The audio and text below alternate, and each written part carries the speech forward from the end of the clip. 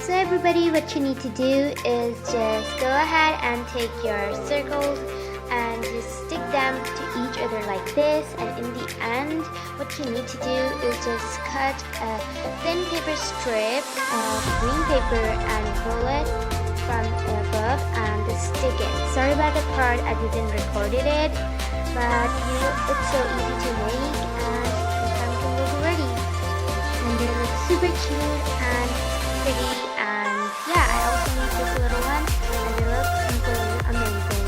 So make sure to like and subscribe. Bye!